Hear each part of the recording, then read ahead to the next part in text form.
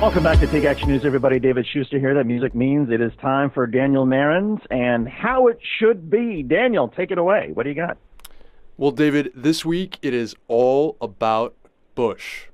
No, I'm not talking about former President George W. Bush, who has also been making news in recent weeks through the dedication of the Bush Presidential Library.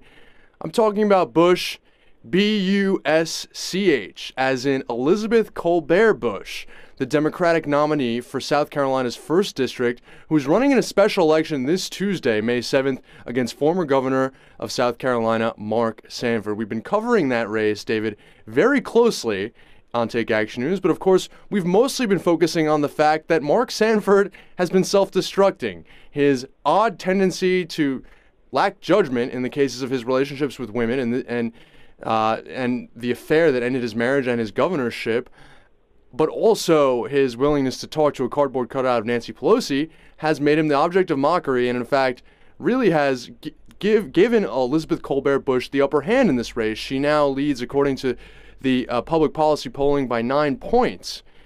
But that's not what I want to talk about. I want to talk about the fact that Elizabeth Colbert Bush is a test case for a trial run of Democratic candidates taking back the House of Representatives based on running as defenders of Social Security and Medicare. And of course, I always disclose I'm the policy director of Social Security Works. Colbert Bush, on her Twitter handle, describes herself as Elizabeth Colbert Bush for Congress, SC District 1, job creator who believes in protecting Social Security and investing in education. It has also served her as an advantage in showing a contrast between herself and President Obama. Here's what she said about the president's proposal to cut Social Security through the chain CPI. Not only does President Obama's plan fail to put our finances back in order, it would cut benefits for our seniors, which is wrong. I believe that our seniors earn their Social Security by putting money away every single paycheck for a lifetime, knowing that they could count on Social Security when they retired. Just this week, I met with seniors at Island Oaks Living Center, and they told me how much they worked and depend on Social Security, and I will stand with them. Simply put, Social Security doesn't contribute to the deficit, and politicians should keep their hands off the trust fund. Between President Obama's budget and Representative Paul Ryan's plan, neither one has a fiscal approach that is acceptable to South Carolina families. Wow.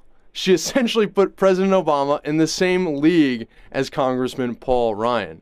Now, here's what I have to say about that. Now, obviously, some will look at that and say, you're looking at a conservative district. It was important for her to contrast herself with the president on budgetary matters.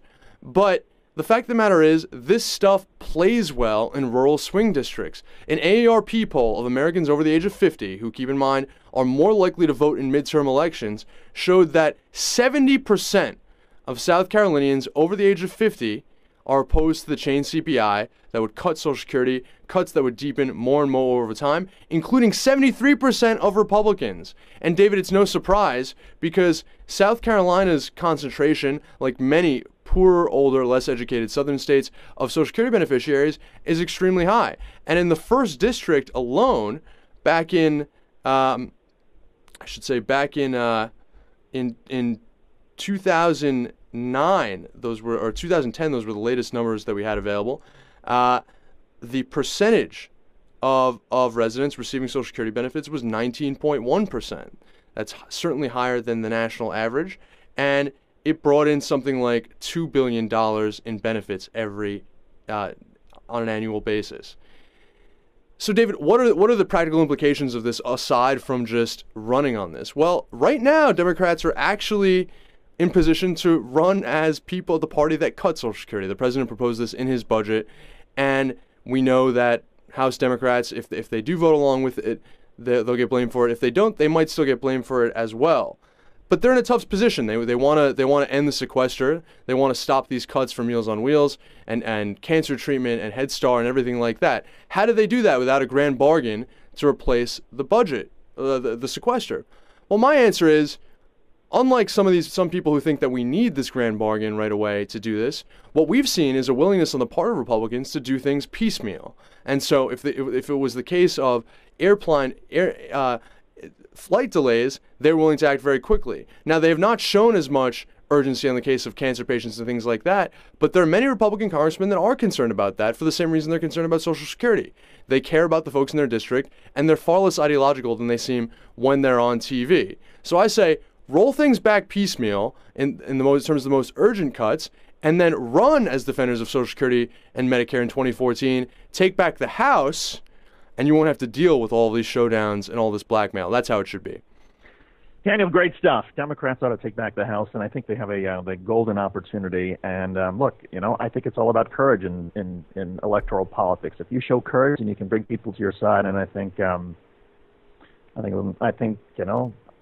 wish more Democrats would show it.